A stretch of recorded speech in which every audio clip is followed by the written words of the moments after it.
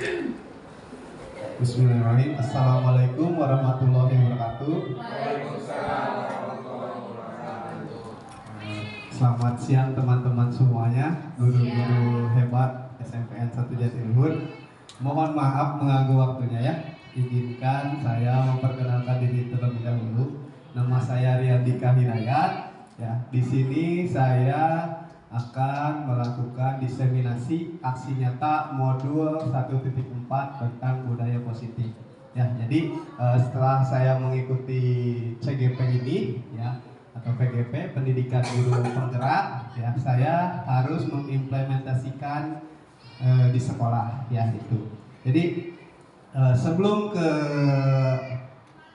mulai diseminasi ini kita berdoa dulu ya menurut agama dan kepercayaan masing-masing agar diseminasi ini berjalan dengan lancar. Berdoa dimulai.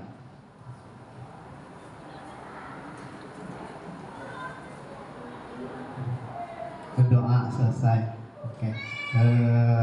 Oke, kita mulai ya. Sebelum ke diseminasi ya, budaya positif ya, ada sedikit sambung kata ya, itu ice breaking ya gitu. Jadi nanti yang pertama mungkin kata dari saya ya, nanti dilanjut ya, saya tunjuk misalnya Pak Sidik ya, itu nanti Pak Sidik tunjuk lagi siapa, akhiran katanya apa ya, akhiran katanya tidak usah kalimat, kata aja berarti satu kata ya Bapak. Berarti hurufnya misalnya dari saya belajar. Nah, akhiran hurufnya R. R apa? Oke, Bu Reni, belajar R-nya Rakus. rakus. Berarti S. Bu Reni dilempar ke siapa? Ande. Ande. R. Rakus. S apa? S. Seputaran sekolah atau pembelajaran boleh lah. Sekolah. Sekolah, oke. Adek dilempar ke siapa? Bu Ida. Bu Indah. Harmonis. Harmonis, ya. S. Bu Linda dilempar ke siapa? Mas Sidik. Siswa, oke. Mas Sidik ke siapa? Pak Bowo. Bobo. Siswa agamis. Agamis, iya bagus. Pak Bowo. Saya ke Pak. Bapak agamis. S.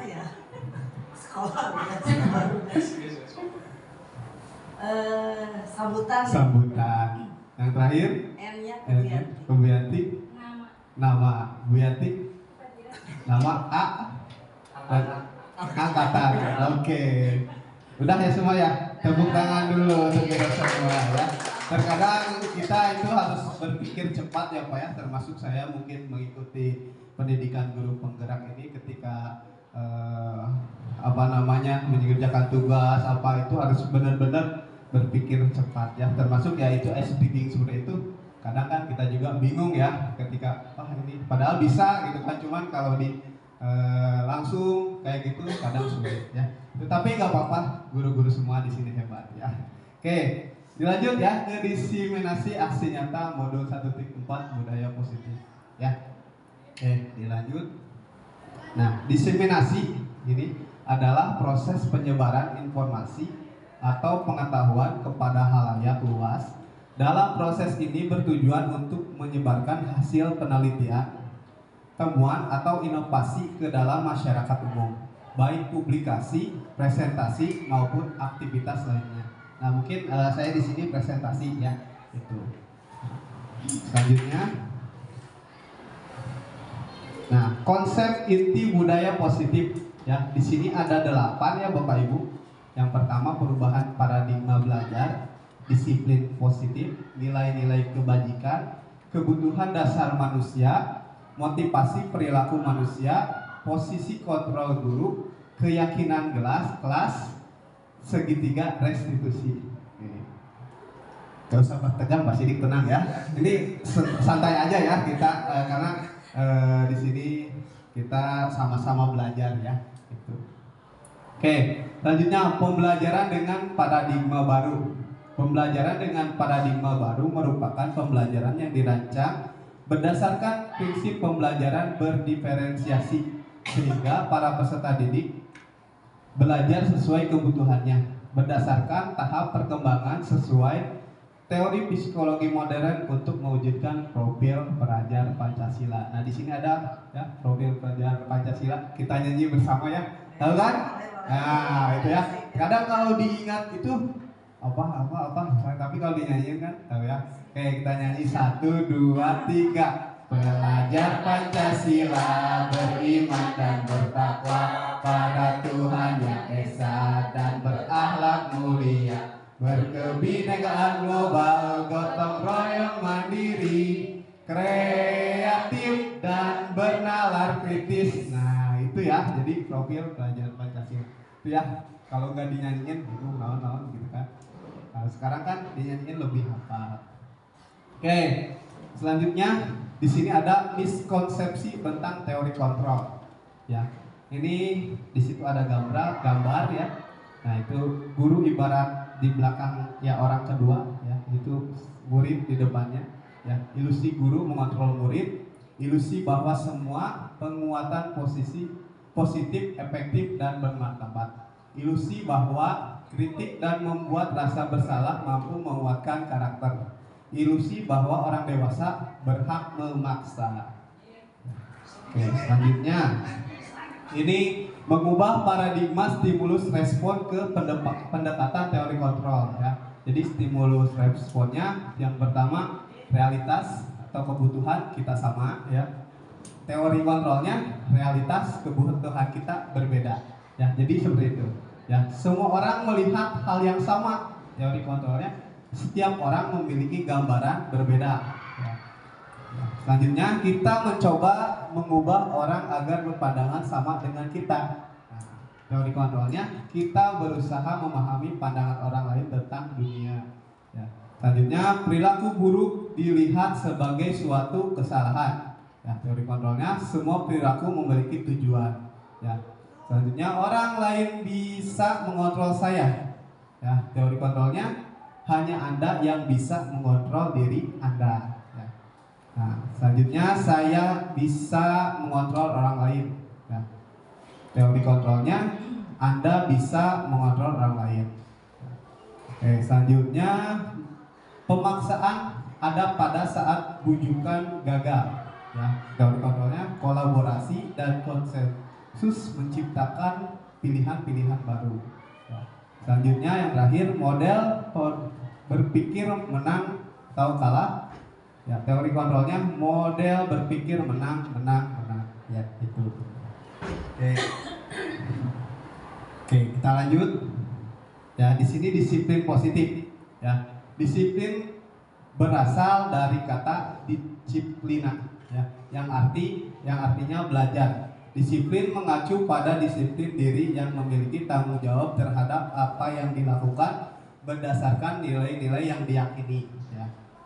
Selanjutnya disiplin positif adalah salah satu cara penerapan disiplin yang bertujuan untuk menumbuhkan kesadaran serta memberdayakan peserta didik tanpa imbalan, penghargaan, reward, ya, ancaman atau hukuman.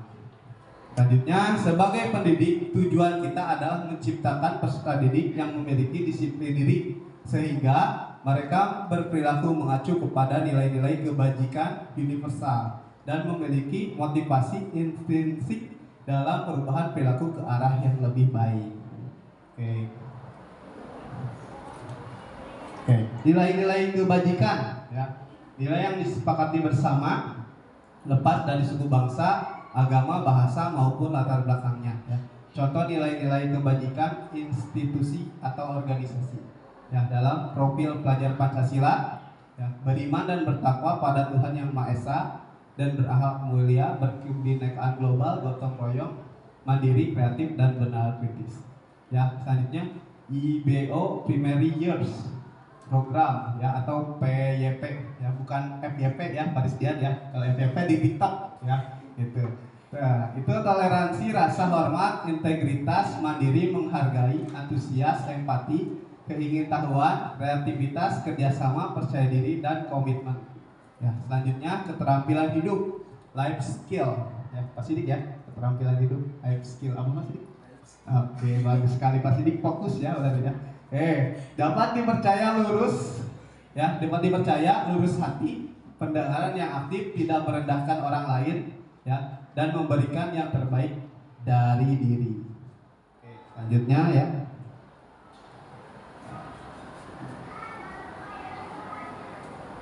Oke. Ada pertanyaan pemantik nih ya dari saya. Setuju atau tidak setuju ya? Nah, dari disiplin positif ini ya, udah. Hukum dapat mendisiplinkan anak. Setuju nggak? Hukuman dapat mendisiplinkan anak. Gimana, setuju nggak? Pilih salah satu. Ya, tidak. Tidak? Tidak, yang dari hati itu. Oke, ya. Hukuman dapat mendisiplinkan anak, ya. Katanya tidak, ya. Pak gimana? Tidak, Marisnya? Setuju, sama Sidik? Oke, setuju ya. Biasanya bapak-bapak lebih setuju ya, gitu ya. Oke, bapak ya, kita di sini masih bertanya ya, pertanyaan pemantik. Pak Bo? Idem. Setuju. Ya. Pemberian hukuman dengan hal positif seperti membaca atau membersihkan halaman sekolah dapat meningkatkan disiplin anak. Ya, setuju atau enggak? Setuju. Ya. Gimana, ada yang tidak? Pak Ahmad? Setuju. Bu Yanti? Jadi kalau misalnya hukuman teh kita membersihkan gitu, barangkali sesapu, naon gitu kan. Nah, ya, ada yang setuju, ada yang tidak kan? Gak ada ya, setuju. Oke, memberi penghargaan dapat meningkatkan motivasi belajar anak, setuju nggak? Kayak ngasih permen gitu ya, ngasih apa? Nah, bintang gitu ya. Oke, setuju ya. Oke, selanjutnya.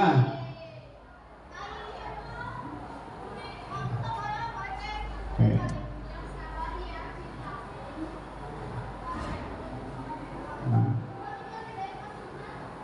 Selanjutnya, kebutuhan dasar manusia. Kebutuhan dasar manusia adalah segala sesuatu yang kita lakukan untuk mendapatkan apa yang kita inginkan. Seluruh tindakan yang kita lakukan memiliki tujuan tertentu dan semua usaha terbaik yang kita lakukan adalah dalam rangka agar kebutuhan dasar kita terpenuhi dengan baik. Oke. Selanjutnya, 5 kebutuhan dasar manusia ya, bertahan hidup, kasih sayang dan rasa diterima, penguasaan, kebebasan, kesenangan. Ya, itu. Jadi untuk bertahan hidup, makanan, pakaian, tempat tinggal,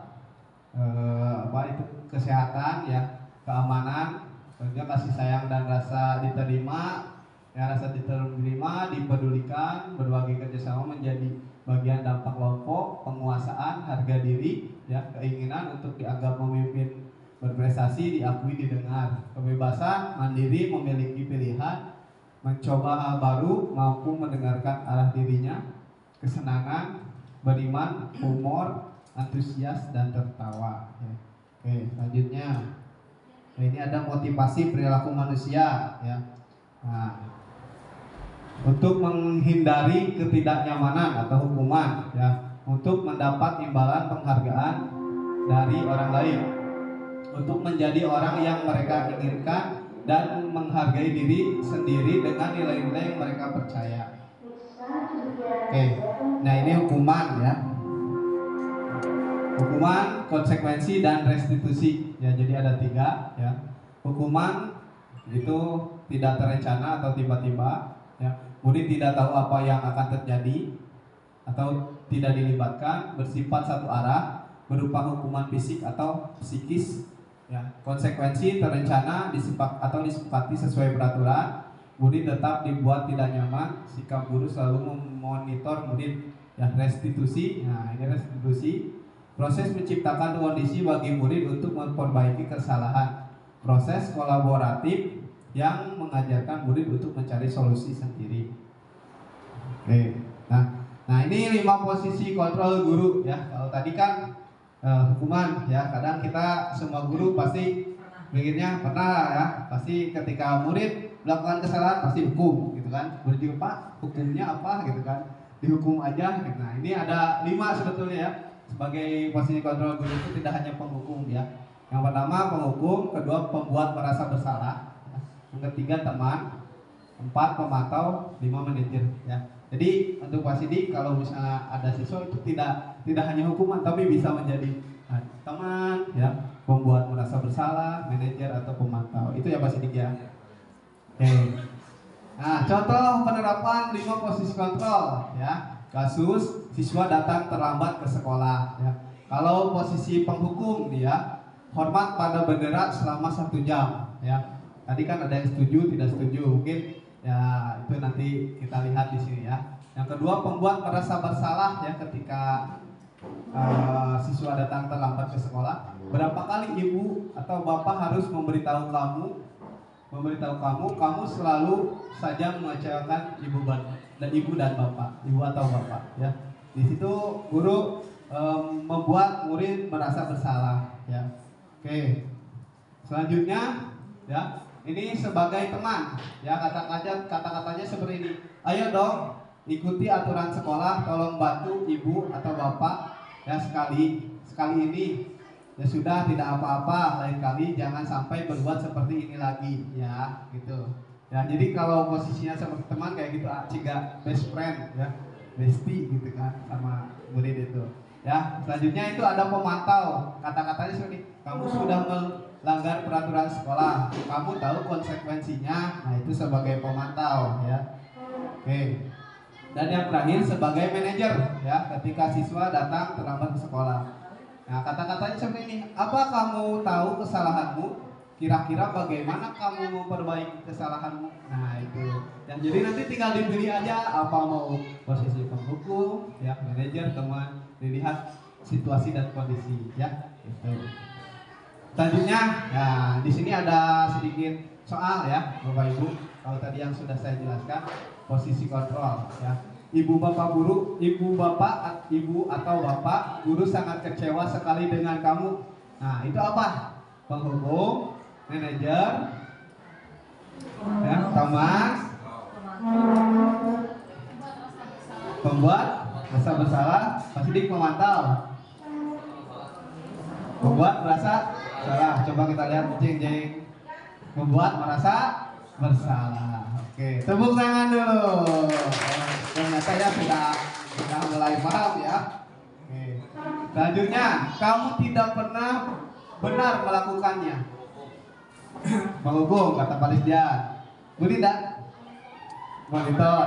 Bu Yanti jangan ngumpet terus.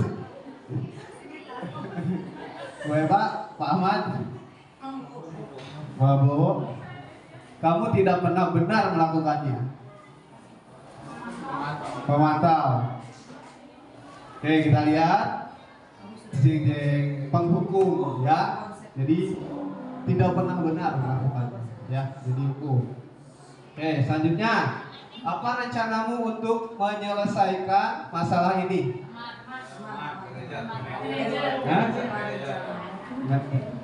Apa rencanamu untuk menyelesaikan masalah ini? Nah, manajer. Coba kita lihat. Jeng manajer. Oke, tepuk tangan dulu. Ya, bagus. Oke, selanjutnya. Ya. Nah, ayolah lakukan demi Bapak Ibu ya, teman. Katanya kita lihat. Oke, bagus. Boleh. Oke. Nah, masih ada ya. Kamu tidak pernah mendapat nilai jika tidak mengerjakan tugas. Pemantau. Oke, betul. Bu Rita udah mulai paham ya, Bu Rita jadi tidak selamanya menjadi penghukum ya sekarang ya, Bu Rita ya. Oke. Nah, selanjutnya kita ke keyakinan kelas ya. Mengapa keyakinan kelas? Mengapa bukan peraturan kelas? Ada yang tahu?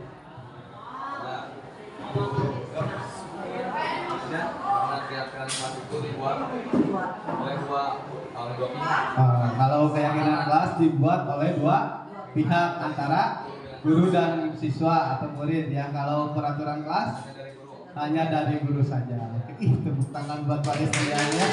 Bagus ya. Bagus sekali ya. Oke, kita lihat.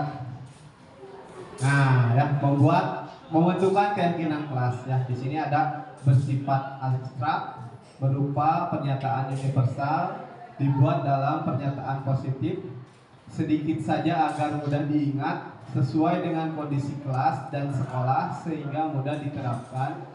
Semua warga sekolah atau warga kelas dilibatkan saat membuat keyakinan kelas ya. Jadi betul kata Pak Rizdian tadi ya, perbedaannya peraturan kelas dan keyakinan kelas seperti itu ya. Jadi kalau peraturan kelas kan hanya guru yang buat gitu kan. Kalau keyakinan kelas harus berdasarkan komitmen bersama ya antara guru dan siswa. Nah, ininya ya bersifat abstrak ya. Kayak apa namanya? Sedikit saja agar mudah diingat ya. Oke, selanjutnya segitiga restitusi ya. Ini adalah suatu proses dialog yang dijalankan oleh guru agar dapat menghasilkan murid yang mandiri dan bertanggung jawab ya. Tuh. Nah, ini tahapannya segitiganya ya. Segitiga restitusi ya. Di sini ada menstabilkan identitas ya. Terus ada validasi tindakan yang salah dan terakhir ada menanyakan keyakinan ya. Untuk contohnya, setiap orang pasti pernah melakukan kesalahan, yaitu untuk menstabilkan identitas. Validasi tindakan yang salah, kamu tentu punya alasan mengapa melakukan itu ya. Dan terakhir menanyakan keyakinan kelas. Keyakinan kelas apa yang telah kita sepakati ya gitu. Oke, selanjutnya yang pertama menstabilkan identitas ya. Berdasarkan prinsip pembuat kesalahan adalah bagian dari proses pembelajaran ya. Berbuat salah itu wajar ya. Tidak ada manusia yang sempurna. Ibu atau bapak juga pernah melakukan itu. Ibu atau bapak tidak mau mencari siapa yang salah, tapi ibu bapak ingin mencari solusi dari permasalahan ini. Ya, selanjutnya kami berhak merasa bahagia. Selanjutnya validasi tindakan yang salah. Ya, berdasarkan prinsip setiap perilaku berupaya memenuhi suatu kebutuhan tertentu. Ya, kamu pasti punya alasan mengapa melakukan itu. Ya. Padahal kamu bisa melakukan yang lebih buruk dari ini ya. Kamu melakukannya karena mempertahankan sesuatu yang penting bagimu. Oke. Nah, ini menanyakan keyakinan kelas ya. Yang terakhir, apa berdasarkan prinsip teori kontrol bahwa pada dasarnya kita termotivasi secara intrinsik ya. Apa keyakinan kelas kita ya. Nilai-nilai apa yang telah disepakati bersama? Kamu ingin menjadi orang seperti apa? Seperti apa gambaran sebuah kelas yang ideal menurut kamu? Ya, jadi ketika ada siswa yang bermasalah ya, Pak Rizdian. Nah, ini pertama-tama mungkin, nah ini caranya yang tadi kan kita mau sebagai apa nih, penghukum atau manajer atau apa ya. Nah, nanti ketika memanggil siswa, nah pertama itu kita menstabilkan identitas dulu, Pak. Nah, ini kata-katanya bisa bisa dilaksanakan ya. Terus kedua, validasi tindakan yang salah ya. Gitu. Kamu pasti punya alasan mengapa melakukan itu. Gitu ya. Jadi kita tidak langsung menghukum karena kayak orang salah dia bisa carekan deh. Nah, itu ya. Jadi kadang siswa itu dari hati ke hati juga lebih cepat sadar gitu ya. Makanya lakukanlah teori ini, coba ya. Yang terakhir ketika dia sudah melakukan kesalahan atau sadar dengan kesalahan, nah di situ keyakinan kelas. Kesalahan kamu itu sudah sesuai gak dengan keyakinan kelas yang kita buat gitu kan. Pada saat tadi apa antara guru dengan murid gitu. Nanti diingatkan kembali. Itu ya. Oke, terima kasih ya. Materi dari saya alhamdulillah sudah lancar ya.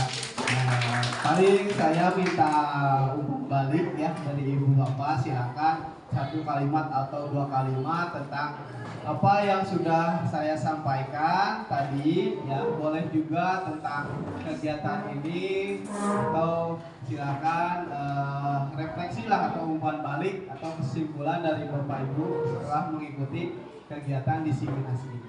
Ya, itu dari saya, dari mulai Bu Leni dulu ya. Silakan Bu Leni, ke Bu Linda, ke Bu Yanti, Pak Risdian. Silakan Bu, sambil berdiri ya Bu. Alhamdulillah tercerahkan sekali ya tadi informasi dari Pak Rian tentang budaya positif yang diutarakan. Jadi tercerahkan ternyata setiap kita mengalami masa dengan siswa itu tidak harus dengan tenaga ya, tapi ternyata bisa dengan hati ke hati, betul kata Pak Rian.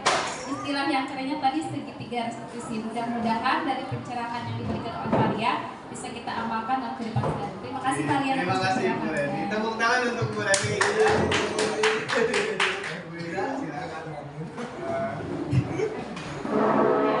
Terima kasih kepada Pak Rian bahwa dengan adanya segitiga restitusi ini dapat membuat pemahaman saya terutama untuk mencari kendala apa yang seharusnya dilakukan oleh seorang guru untuk bisa menyelesaikan satu permasalahan anak kita. Kemudian banyak sekali hal-hal yang bisa dilakukan, ternyata ya salah satunya dengan bisa menjadikan guru dengan siswa itu menjadi teman baik. Terima kasih. Terima kasih Bu Linda. Tepuk tangan untuk Bu Linda. Ya, Bu Yanti. Ya, alhamdulillah. Dengan barusan Pak Rian mempresentasikan tentang budaya positif yang dilaksanakan di sekolah ini, ya sedikit banyaknya saya juga terinspirasi lah gitu ya dengan adanya hal tersebut. Mungkin saya bisa mempraktekkan di kelas yang saya terima kasih Pak Rian atas ininya materinya.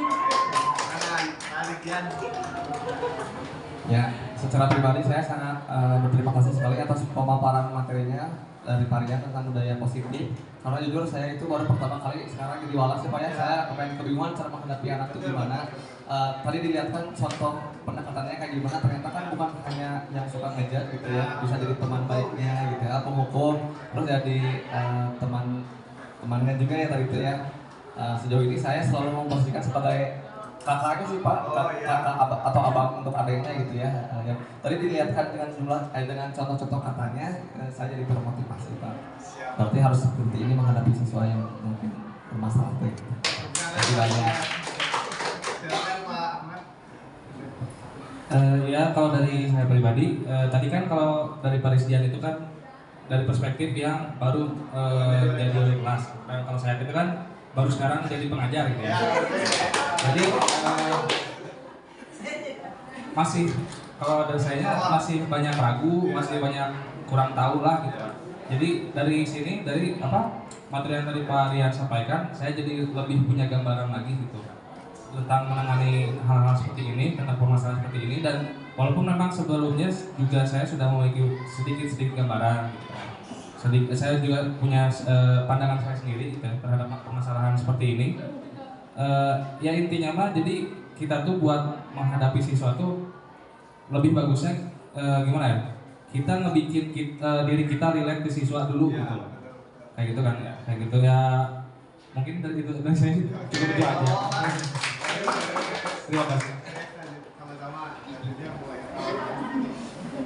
Ya, terima kasih. Ya, begini mungkin apa ya, kalau tadi sebagai walas baru, kalau yang ini sebagai guru baru, kalau saya sebagai guru yang sudah lama mengajar, tapi dengan apa yang barusan Bapak sampaikan, saya juga jadi tahu bahwa posisi saya itu ketika menjadi guru itu sebagai apa gitu. Dan ada hal-hal yang kayaknya nih dengan diseminasi Bapak ini ada hal positif yang jadi perbaikan buat saya sendiri. Terima kasih Pak ya sudah membukakan pikiran saya. Oh jadi harus seperti ini ya ketika saya menjadi guru, ketika saya sebagai wali kelas dan sebagai pembimbing anak-anak. Terima kasih. Jangan Bapak guru yang lebih senior. Bapak.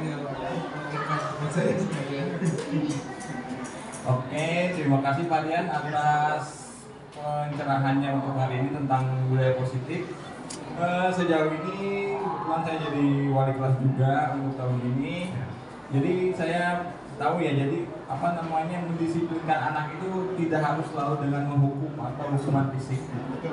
Jadi bisa sebagai teman, bisa sebagai orang tua juga, bisa sebagai sebagai manajer ya betul. Jadi tidak selamanya anak itu akan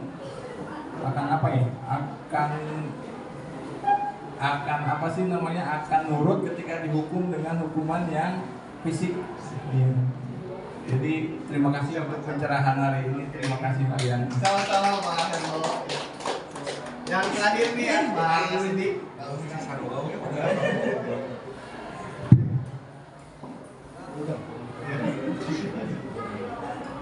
Terima kasih Pak Rian atas paparan tentang budaya positif yang semoga menjadi ilmu buat kita ya guru-guru di sini dan bisa menerapkan di SMP Negeri Jatiluhur sesuai dengan aturan yang ada ya Pak Rian ya. Karena kan manusia itu susah ya untuk diatur apalagi di kita ya. Mudah-mudahan ini bisa terrealisasikan dengan maksimal antara guru semuanya ya yang ada di sekolah ini, jadi sekolah kita lebih maju. Assalamualaikum warahmatullahi wabarakatuh. Oke ya, sangat super sekali. Saya sangat bahagia ya hari ini. Ternyata materi yang sudah saya sampaikan sudah ada di benak Bapak Ibu semua ya. Mungkin yang tadi Pak Rizdian pertama kali jadi wali kelas, Pak Ahmad ya sebagai mungkin guru baru ya, pertama dan tadinya itu jadi guru, beda lah ya tupoksinya ya. Untuk sekarang mungkin lebih menantang lagi ya Pak Ahmad ya. Untuk WEPA mungkin zaman dulu kan ya berbeda ya. Pasti zaman dulu penghukuman ya, kalau sekarang kan tidak ada ya seperti itu. Mudah-mudahan ya karena ada di sini tidak hanya selalu menjadi penghukum ya, bisa jadi manajer, teman ya dan lain-lain. Dan mudah-mudahan bisa diterapkan di sekolah SMPN 1 Jatiluhur ya. Itu jadi pesan saya ya, Ibu Bapak setelah melaksanakan kegiatan hari ini ya, tidak hanya terlepas dari mengikuti kegiatan ini saja ya, tapi di lapangan ya ketika murid berhadapan dengan murid yang bermasalah ya, kalau bisa ingat lakukanlah teori seperti ini ya. Kalau berhasil ya alhamdulillah, mungkin kalau belum ya mudah-mudahan ya dengan berjalannya waktu ya, karena perubahan itu dimulai dari hal terkecil ya, tidak langsung besar ya Pak Rizdian ya gitu ya. Mungkin saya juga mengikuti pendidikan guru pergerak ini sama ya, tidak langsung besar gitu, sama-sama belajar ya. Walaupun sekarang pakaiannya seperti ini, mohon maaf ya, karena tadi habis dari lapangan ya langsung ke sini dikejar dengan waktu ya, karena mudah-mudahan lah bisa maksimal, bisa lancar ya ke depannya. Dan intinya budaya positif ini tidak hanya saya memberikan materi saja, tetapi bisa diimplementasikan oleh Bapak Ibu di sekolah ini ya gitu. Karena saya mengikuti pendidikan guru penggerak ini ada beberapa ilmu yang harus diberikan ke Bapak Ibu ya. Itu saja mungkin ya kenang-kenangan dari saya. Kita berdiri dulu ya. Ya kita berdiri dulu ya sebelum berdoa. Ya, ada seperti ini ya, ada tepuk semangat ya gitu ya, dicontoh dulu. Tepuk semangat, rock rock rock, dang dang dang, rock rock, ding ding ding, rock rock, dung dung dung, rock rock rock, dang dang dang, ding ding ding, dung dung dung, se aha aha, se aha aha, mak aha ngat, semangat itu ya, bisa ya. Oke, kita belajar ya. Tuh, tepuk semangat, dang dang dang, ding ding ding, dung dung dung, dang dang dang, ding ding ding, dung dung dung, se aha aha, se aha ngat, aha aha, semangat. Tepuk tangan dulu ya. Gitu. Oke, itu saja yang yang bisa saya sampaikan hari ini, mohon maaf ya Bapak Ibu mengganggu waktunya. Mohon maaf apabila ada kesalahan dari kata-kata saya yang disampaikan, apabila ada yang kurang dan lebihnya mohon maaf ya. Terima kasih. Sekian. Wassalamualaikum warahmatullahi wabarakatuh. Tepuk tangan dulu.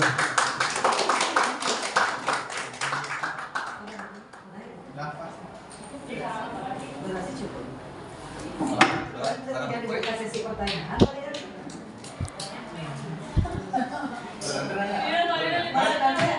Pertanyaan boleh ditanya gitu.